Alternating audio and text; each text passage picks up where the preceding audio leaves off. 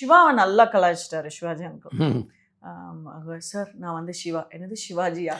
இல்லை சிவா. சிவாஜியா? இல்லை நான் வந்து சிவா. அவன் வந்து வெறுத்து நொந்து போயிட்டான். நாங்கள் வந்து சிவாஜி அங்கிள் பின்னாடி நின்றுட்டு விழுந்து விழுந்து சிரிக்கிறோம்.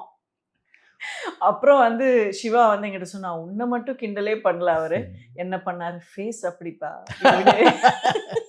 அப்படின்னு சொல்லி சொன்னோம். ஸோ அந்த மாதிரி அந்த ஒரு ஹியூமரா இருக்கட்டும், he has a very good sense of humour. அதையும் அவர் வந்து ஏதோ ஜோக் பண்ணுவாரு, ஆனா நம்ம விழுந்து விழுந்து சிரிச்சுட்டு இருப்போம், அவர் அப்படியே இருப்பாரு. ஸோ அந்த மாதிரி இஸ் வெரி வெரி குட். ஒரு இலக்கியம் அவர். Is not an actor, he's a grammar of acting. ஒரு Ravi Varma painting coming back to life மாதிரி ஒரு ஃபீலிங். ரவிவர்மா நம்ம முன்னாடி வந்து உட்காந்து ஒரு பெயிண்டிங் பண்ணால் எப்படி இருக்குமோ அந்த மாதிரி இருந்தது. டைலாக் பேட் எடுத்து வச்சு படித்து நான் பார்க்கவே இல்லை சின்ன கேட்கறதோட சரி, அவ்வளோதான்.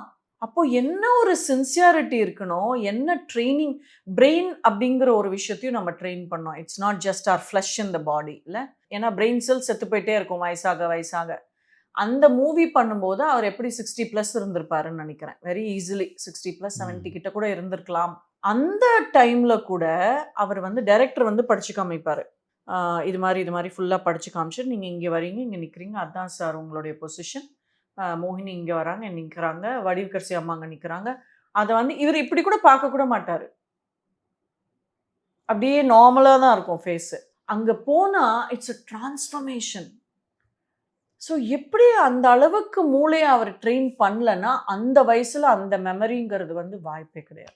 ஸோ அவர் எவ்வளோ நேசிச்சிருக்கணும் அவருடைய கெரியரை. அவர் அவ்வளோ நேசிச்சதுனால தான் டைரக்டர் கூட அவர் லேட்டாக வந்திருப்பார் போல இருக்கு செட்டுக்கு, இவர் கரெக்டாக டைமில் இருப்பார். So it's amazing. ஒரு மனுஷனை பார்த்து ஒரு செட்டில் வந்து 150லேருந்து 200 பேர் வேலை பார்ப்பாங்க இல்லையா நம்மளோட மூவிஸில். இப்போ அதிகமாகவே இருக்கும். ஏன்னா இப்போ வந்து நம்ம கேமராஸ்லாம் வந்து சேம் டேலேயே 2 செட்டப் கேமரா, 3 செட்டப் கேமராலாம் இருக்குது. அப்போ 150 to 200 பீப்புள் எடுத்துட்டா அந்த ஒரு மனுஷனை சுற்றி அந்த 200 பேரும் வேலை பார்ப்பாங்க. இது மாதிரி இண்டஸ்ட்ரியிலேயே நடந்திருக்குமாங்கிறது எனக்கு தெரியாது. சின்சியாரிட்டி பொறுத்து. கரெக்ட். வந்துருவாருன்னு ரெடியான மாதிரி எனக்கு தெரியல. இனிமே வருமானும் தெரியல எனக்கு. ஸோ ஒரு பெரிய குடுப்பினை. அவர் விட்டு மூச்சு காத்த நம்ம விட்டோம்னு சொல்லிக்கலாம்னு நினைக்கிறேன் அநேகமாக.